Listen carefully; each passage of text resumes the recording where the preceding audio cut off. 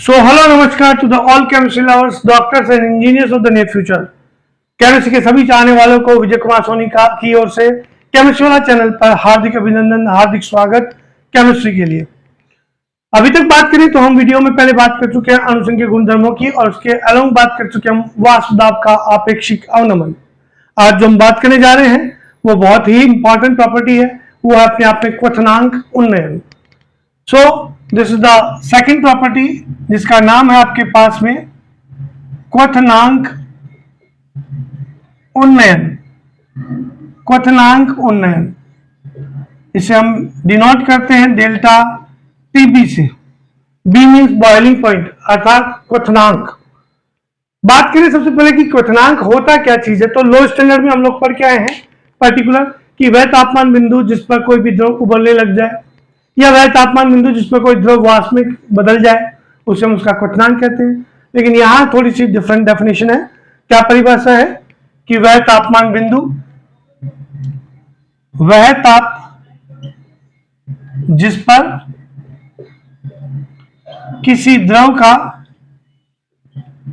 वाष्प दाब, किसी द्रव का वाष्प दाब वायुमंडलीय दाब के बराबर हो जाए उसे उसका क्वथनांक कहते हैं। यदि यहां द्रव के रूप में मैं विलायक ले लूं तो यहां आपके पास में इसे जस्ट वीकेंड से हम कह सकते हैं टी नॉट द्वारा व्यक्त किया जाता है। किसको? विलायक के क्वथनांक को। अब वही बात करेंगे, अवाष्पशील विलेय पदार्थ घोलेंगे इसमें, तो उपरोक्त विलायक में इसी वाले विलायक में अवाष्पशील विलेय पदार्थ घोलने पर आप पढ़ चुके हो, जब भी विलेय पदार्थ घोलेंगे तो वाष्प दाब में कमी आएगी। तो विलयन बन चुका है। वाष्प दाब में कमी आती है, इसे विलयन का क्वथनांक कहेंगे। टीएस मीन्स विलयन या सॉल्यूशन द्वारा व्यक्त किया जाता है। ध्यान दीजिएगा, खास बात, अवाष्पशील विलेय पदार्थ जब घोला है तो वाष्प दाब में कमी आ गई, इसे हम क्या करेंगे, वायुमंडलीय दाब के बराबर करेंगे। तो यूं कह सकते हैं आप लोग, इसे वायुमंडलीय दाब के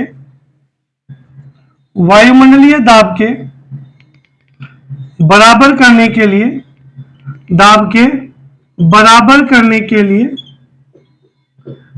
लिए अतिरिक्त ताप की, यानी कि ज्यादा ताप की, अतिरिक्त ताप की आवश्यकता होगी। मतलब अर्थात विलयन शुद्ध विलायक की तुलना में उच्च ताप पर उबलता है, यानी कि तापमान में वृद्धि होगी और वृद्धि को हम क्या कहते हैं, उन्नयन। यहां विलयन बन चुका है तो विलयन के क्वथनांक को हम व्यक्त करेंगे, इसे टीएस द्वारा व्यक्त किया जाता है। टीएस द्वारा व्यक्त करेंगे बेटा जी। तो हम क्या कह सकते हैं कि आमतौर पर विलयन का क्वथनांक शुद्ध विलायक की तुलना में ज्यादा होता है। यानी कि अगर आप पर्टिकुलर जल को आप उबालना चाह रहे हैं तो चाय की तुलना में वहां चाय जल्दी बन जाएगी और जल धीमे बॉयल होगा, उबलेगा। ये जो वृद्धि आई है, इस ताप में आई वृद्धि या क्वथनांक में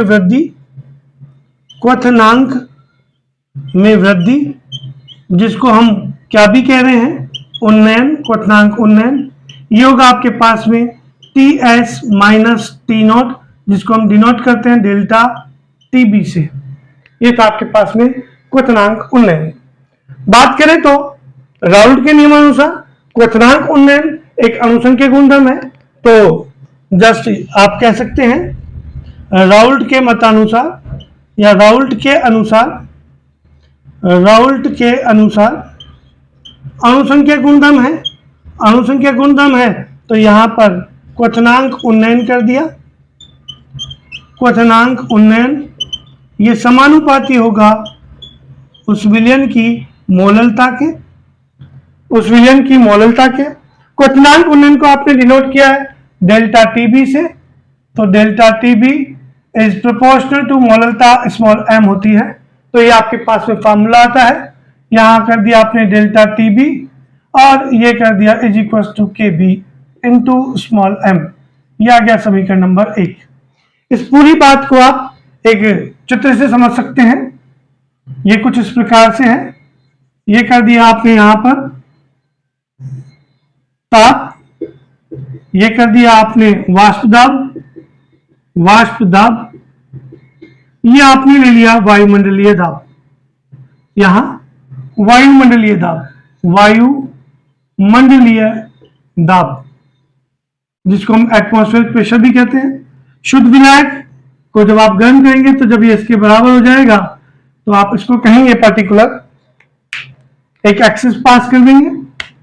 ये आ गया आपके पास में एक्सिस, यहां पर एक्स एक्सिस पे, तो ये आ गया आपके पास में टी नोट, क्योंकि ये आ रहा आपके पास में विलायक के लिए।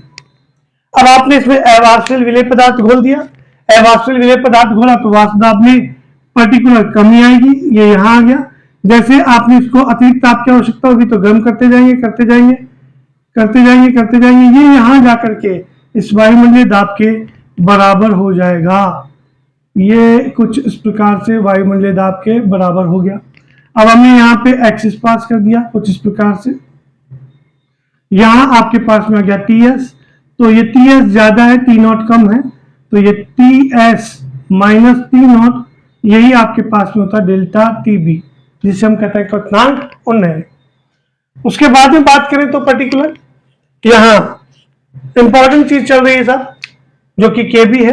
केबी क्या है यहां पर? ये केबी अपने आप में मोलल उन्नयन स्थिरांक है। मोलल उन्नयन स्थिरांक, जिसको हम अंग्रेजी में पर्टिकुलर मोलल एलिवेशन कांस्टेंट या अपने आप में एबिलियोस्कोपिक कांस्टेंट भी कहते हैं। अगर आपको इसकी परिभाषा निकालनी है तो उस पोजीशन में इस फार्मूले फर्स्ट में मोललता का मान 1 कर दीजिए, तो उस पोजीशन में आपके पास में डेल्टा टीबी केबी के बराबर हो जाएगा। आप क्या कहेंगे कि मोलल उन्नयन स्थिरांक उस क्वथनांक उन्नयन के बराबर होगा जिसके लिए मोललता का मान 1 हो। बार बार कह रहा हूं कि m का मान 1 कर देंगे तो डेल्टा टीबी बराबर केबी होगा। आप कहेंगे कि किसी भी 10 विलयन का मोलल उन्नयन स्थिरांक उसके क्वथनांक उन्नयन के बराबर होगा जब मोललता का मान 1 मोल पर केजी हो या इकाई हो। अब बात करें इसकी तो मोलल उन्नयन स्थिरांक की, तो मोलल उन्नयन स्थिरांक का मात्रक निकाल लें। मोलल उन्नयन स्थिरांक का मात्रक निकाल लें, जिसको हम आमतौर पे कह रहे हैं जस्ट केबी। तो केबी का अगर आप मात्रक निकालते हैं तो उस पोजीशन में केबी को बाहर निकालेंगे, इसका केल्विन हो जाएगा, इसका मोल पर केजी, तो इसका मात्रक होगा आपके पास में केल्विन किलोग्राम मोल इनवर्स। ये इसका मात्रक आ गया आपके पास में। इसका मान भी निकालना हो केबी का तो केबी बराबर होता है mr T naught square upon delta H vaporization, जिसको हम कहेंगे वेपराइजेशन की जगह वाष्पन कह दें, आप लोग कंफ्यूज ना हो, वाष्पन, और गुणा 1000। इस फॉर्मूले से हम मोलल उन्नयन स्थिरांक का मान निकाल सकते हैं। पर्टिकुलर बात करूं तो यहां पर m आता आपके पास में विलायक का मोलर द्रव्यमान, यहां आपके पास में r आता है गैस नियतांक, जिसका मान आप दी हुई इकाई के या सिस्टम के अनुसार निकालें।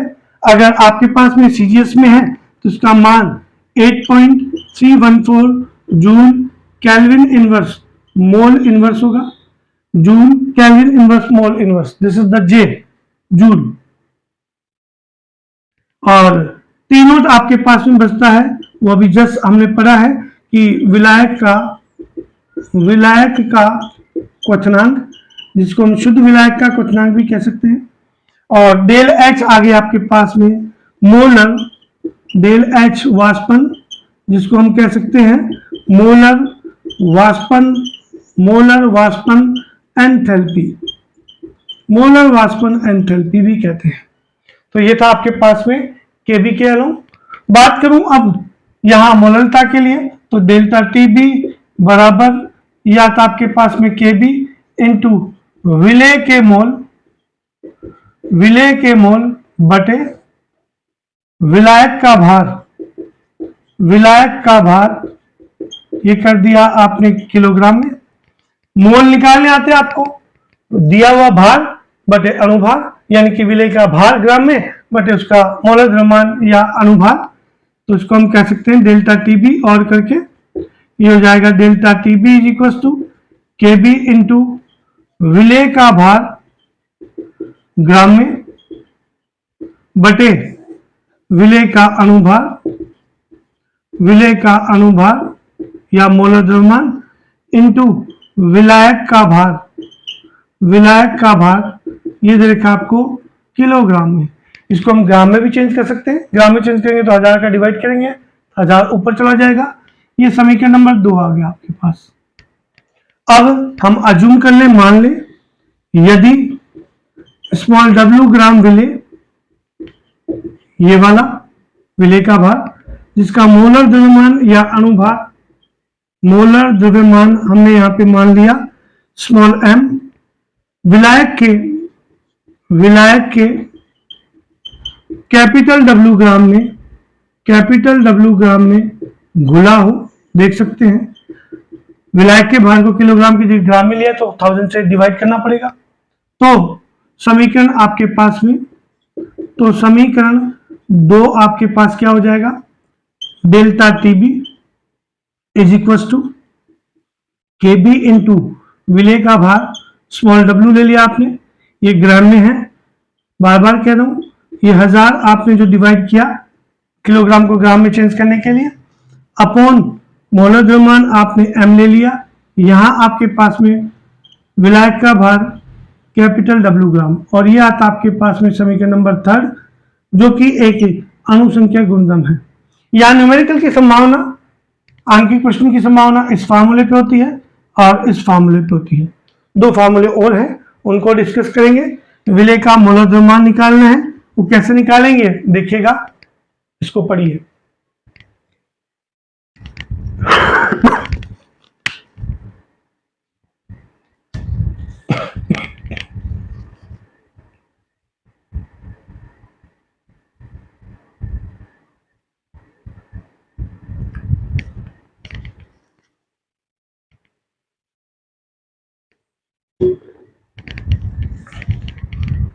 इसी क्रम में आगे बढ़े तो विलेय का मोलर द्रव्यमान कैसे निकालते हैं अच्छे से समझेंगे, क्योंकि उसे समझे बिना आप नहीं कर पाएंगे, क्योंकि इसका होना बहुत जरूरी है।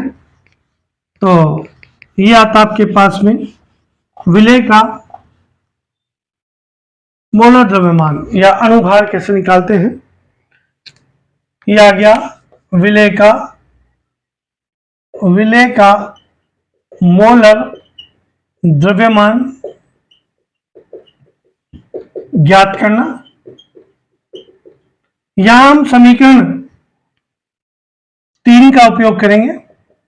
तो समीकरण 3 से क्या खास बात निकलती है, m को बाहर निकाल लीजिए, तो m इज इक्वल टू आपके पास में होगा kb इंटू स्मॉल w, ये ग्राम में 1000 से मल्टीप्लाई अपॉन, ये आ गया आपके पास में डेल्टा टीबी नीचे होगा, तो डेल्टा टीबी इंटू ये हो गया कैपिटल W इन ग्राम। ये था आपके पास में formula number just 1 important, 2 important, इस पे न्यूमेरिकल होगा, and the equation number is your 4, समीकरण नंबर 4 आ गया आपके पास में। चूंकि पीछे आपने पढ़ रखा है डेल्टा टीबी बराबर टीएस माइनस टी नोट, तो यहाँ इस वैल्यू को हम यूं भी कह सकते हैं m बराबर के बी स्मॉल w ग्राम में, और ये कर दिया आपने 1000 बटे ये आ गया आपके पास में T S minus T not, और ये आ गया आपके पास में कैपिटल डब्ल्यू ग्राम में। ये था आपके पास में समीकरण नंबर 5।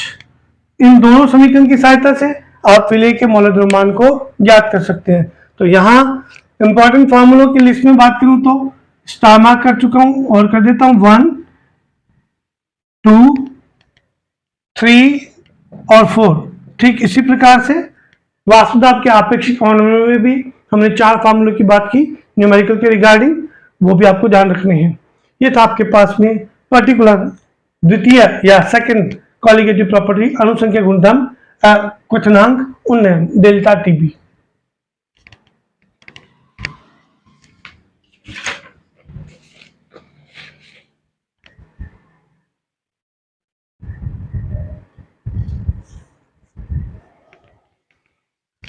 इसी क्रम में आपसे फिर मुलाकात होगी अगले वीडियो के साथ में, जिसको हम कहेंगे हिमांक अवनमन।